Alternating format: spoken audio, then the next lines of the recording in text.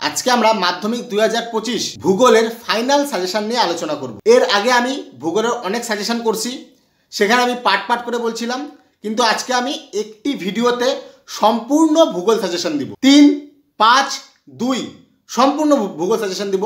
ভিডিওটি শেষ অবধি দেখবে, আমি প্রশ্ন বলবো এবং তোমরা লিখবে, বিনা স্কিপ করে দেখবে, মন দিয়ে দেখবে। আমি উজ্জ্বল তোমাদের সকলকে স্বাগত জানাই knowledge history and study YouTube platform. প্রথমে আমি 5-এর প্রশ্ন বলবো।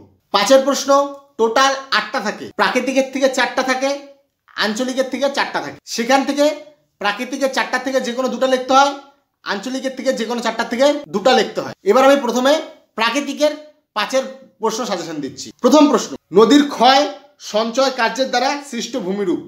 ক্ষয় কিন্তু আলাদা, সঞ্চয় কিন্তু আলাদা। যেহেতু নদীর বললাম সেহেতু আমি দুইটা একসাথে বললাম। সেম হিমবাহের ক্ষয় ও সঞ্চয় কার্যের দ্বারা সৃষ্ট ভূমিরূপ। এর পরের প্রশ্ন, নদী এবং হিমবাহের মিলিত কার্যের ফলে সৃষ্ট ভূমিরূপ। এই প্রশ্নটাকে এইভাবে দিতে পারে, হিমবাহ এবং জলধারার মিলিত কার্যে সৃষ্ট ভূমিরূপ। 4 নম্বর প্রশ্ন, বায়ু এবং জলধারার মিলিত কার্যে সৃষ্ট ভূমিরূপ। 5 নম্বর প্রশ্ন, বায়ুর চাপ বলয়ের সাথে নিয়ত বায়ুর সম্পর্ক। এছাড়াও পার্থক্যটা পড়ে রাখবে, আসলে আসতে পারে। তারপরে প্রশ্ন, উষ্ণতার তারতম্যের সঙ্গে বায়ুমণ্ডলের স্তর বিন্যাস। এই প্রশ্নটাকে এইভাবে দিতে পারে, বায়ুর তারতম্যের কারণ। এর পরের প্রশ্ন, বৃষ্টিপাতের শ্রেণীবিভাগ লেখো। তোমরা বিভিন্ন প্রকার বৃষ্টিপাত পড়বে, তার মধ্যে শৈলোৎক্ষেপ বৃষ্টিপাতটি ভালো করে পড়বে, আসার চান্স খুব বেশি। এরপরে প্রশ্ন, মৌসুমি বায়ুর বৈশিষ্ট্য। তারপরে প্রশ্ন খুবই ইম্পর্টেন্ট, জোয়ার ভাটা সৃষ্টির কারণ এবং এর ফলাফল। তারপর ভরাকটাল মরাকটাল কাকে বলে। এরপরে সমুদ্র স্রোত সৃষ্টির কারণ। তারপরে প্রশ্ন, বিভিন্ন প্রকার নিয়ত বায়ুর পরিচয় দাও। তারপরে প্রশ্ন, বিভিন্ন প্রকার বায়ুর চাপ বলয়ের পরিচয় দাও। প্রাকৃতিক ভূগোলের 5-এর প্রশ্ন শেষ। এবার আমি যাচ্ছি আঞ্চলিকে। আঞ্চলিকে হিমালয়ের বৈশিষ্ট্য। এরপরে প্রশ্ন, পশ্চিমী হিমালয়ের বৈশিষ্ট্য লেখো, অথবা এই প্রশ্নটাকে এইভাবে দিতে পারে, প্রস্থ বরাবর হিমালয়ের বৈশিষ্ট্য। এরপরে প্রশ্ন, ভারতের পূর্ব উপকূল ও পশ্চিম উপকূল সমভূমির বৈশিষ্ট্য অথবা পার্থক্য, খুবই গুরুত্বপূর্ণ। এরপরে প্রশ্ন, উত্তর ও দক্ষিণ ভারতের নদ নদীর পার্থক্য। এরপরের প্রশ্ন, ভারতের জলবায়ুতে মৌসুমি বায়ুর প্রভাব। এরপরের প্রশ্ন, মৃত্তিকার বৈশিষ্ট্য লেখো, বিভিন্ন প্রকার মাটির সম্পর্কে পড়বে। এরপরে প্রশ্ন, জলবায়ুর বৈশিষ্ট্য, অর্থাৎ ভারতে জলবায়ুর বৈশিষ্ট্য। এরপরে প্রশ্ন, বিভিন্ন প্রকার চাষ। কি কি চাষ? চা, কফি, আখ, ধান, গম, কার্পাস বা তুলা। এখানকার মধ্যে যে কোনো একটি চাষ অবশ্যই আসবে। এরপরে প্রশ্ন, ভারতীয় কৃষির বৈশিষ্ট্য।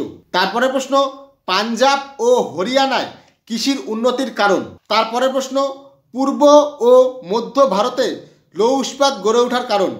তারপরে প্রশ্ন, ভারতে জনসংখ্যা বন্টনের তারতম্যের কারণ। তারপরে প্রশ্ন, পশ্চিম ভারতে পেট্রো রসায়ন শিল্প গড়ে ওঠার কারণ। তারপরে প্রশ্ন, ভারতে নগরায়ন গড়ে ওঠার কারণ। তারপরে প্রশ্ন, জনসংখ্যা বৃদ্ধির কারণ। আঞ্চলিকের 5-এর প্রশ্ন শেষ। এবার আসবো আমি 3-এর প্রশ্ন। 3-এ টোটাল 4টা প্রশ্ন থাকে, 4টাই লিখতে হয়। 3-এর প্রশ্ন, প্রাকৃতিক। প্রথম চ্যাপ্টার, গিরিখাত ও ক্যানিয়নের মধ্যে পার্থক্য। অনুদৈর্ঘ্য ও তির্যক বালিয়ারির মধ্যে পার্থক্য। নদীর ক্ষয়কার্যের প্রক্রিয়াগুলি লেখো। আহরণ ও আবরোহণের মধ্যে পার্থক্য। ইয়ারদাং ও বাজাদার মধ্যে পার্থক্য। বদ্বীপ সৃষ্টির অনুকূল পরিবেশ সম্পর্কে লেখো। ড্রামলিন ও রসেমতানের মধ্যে পার্থক্য। নদী উপত্যকা ও হিমবাহ উপত্যকার মধ্যে পার্থক্য। পার্থক্যগুলি খুব ভালো মতন পড়বে, আমি করাই দেবো পার্থক্য। দ্বিতীয় অধ্যায়, ওজোন হ্রাসের প্রভাব। স্থলবায়ু ও জলবায়ুর মধ্যে পার্থক্য। অ্যানাবেটিক ও ক্যাটাবেটিক বায়ুর মধ্যে পার্থক্য, বা অ্যানাবেটিক ও ক্যাটাবেটিক বায়ু কাকে বলে। জেট বায়ুর সাথে মৌসুমি বায়ুর পার্থক্য।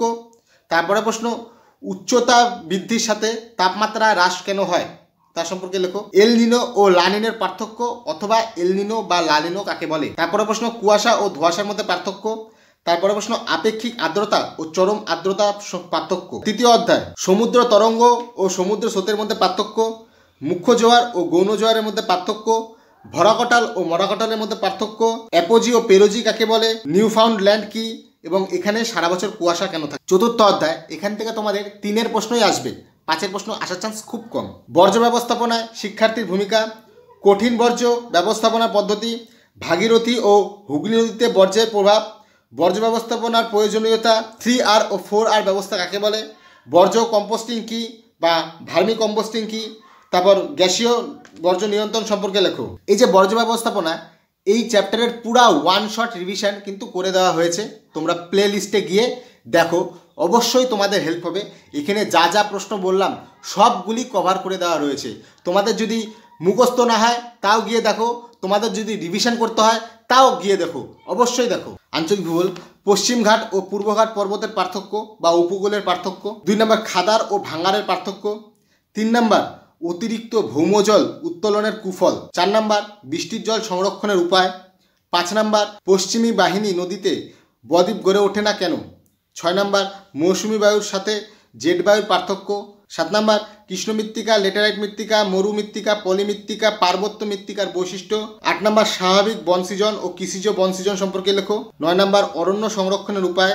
10 নম্বর আধুনিক যোগাযোগ ব্যবস্থা বা ইন্টারনেটের গুরুত্ব। 11 নম্বর পরিবহন ও যোগাযোগ ব্যবস্থার মধ্যে পার্থক্য। 12 নম্বর ভূ সমন্বয় ও সূর্য সমন্বয় উপগ্রহের পার্থক্য। এই প্রশ্নকে এইভাবেও দিতে পারে, জিও স্টেশনারি এবং সানসিসকোনাস এর পার্থক্য। এর পরের প্রশ্ন উপগ্রহ চিত্রের সুবিধা বা বৈশিষ্ট্য।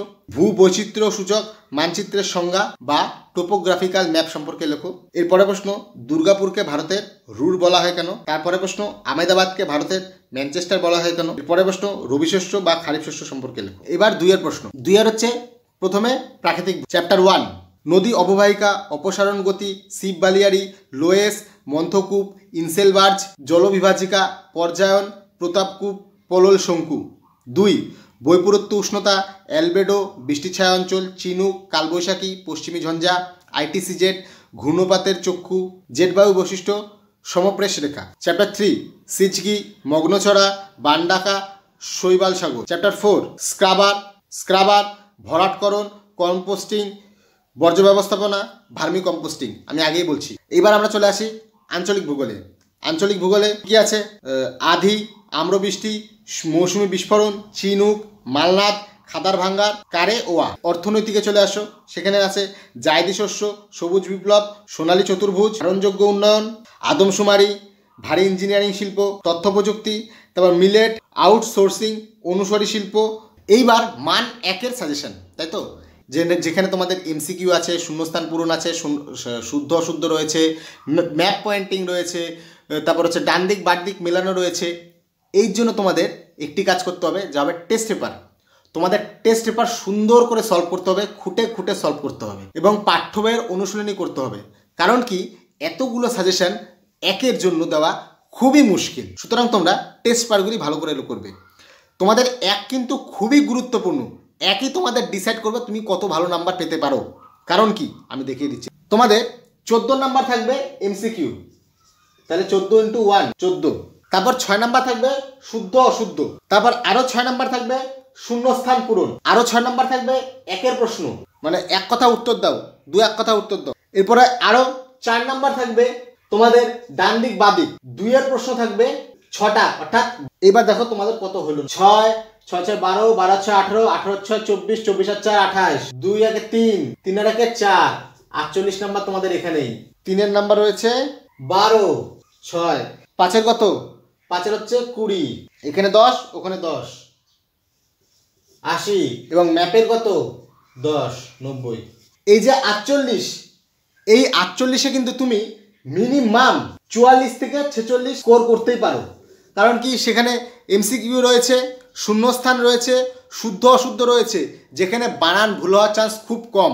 আমি 1 কথা উত্তর বা 1-2 কথা উত্তর, সেখানে ভাবলাম তোমার 2-1টা বানান ভুল হতেও পারে। তাহলেই তুমি ভূগোলে লিখিত পরীক্ষায় 75+ স্কোর করতে পারবে। 15 নাম্বার তোমার আমি ধরলাম লিখাতে কাটবে। এই ছিল আমাদের ভূগোল সাজেশন। এই প্রশ্নগুলি পড়লে তোমরা 60 থেকে 70% স্কোর অবশ্যই করতে পারবে। ঠিক আছে, আমি তোমাদের 100% কমন বললাম না, কারণ কি, প্রশ্ন কিন্তু আমি করি নাই। আমার প্রশ্ন 70%-এর বাইরে যাবে না। 100% হলেও হতে পারে, কিন্তু আমি সেটা গ্যারান্টি নিব না, কারণ প্রশ্ন আমি করিনি। এইবার আসবে তোমাদের 1 শট রিভিশন। আমি বর্জ্য ব্যবস্থাপনার 1 শট রিভিশন করে দিয়েছি। ভূগোলের প্রত্যেকটি চ্যাপ্টারের 1 শট রিভিশন আসবে পরীক্ষার আগে। তোমরা চ্যানেলটিকে অবশ্যই সাবস্ক্রাইব করে। ভিডিওটি ভালো লাগলে অবশ্যই একটি লাইক করবে, কমেন্ট করে জানাবে কিরকম লাগলো, বন্ধুদের সাথে শেয়ার করবে। দেখা হচ্ছে পরের আরেকটি ভিডিওতে। ততক্ষণে ভালো থাকো, সুস্থ থাকো। জয় হিন্দ।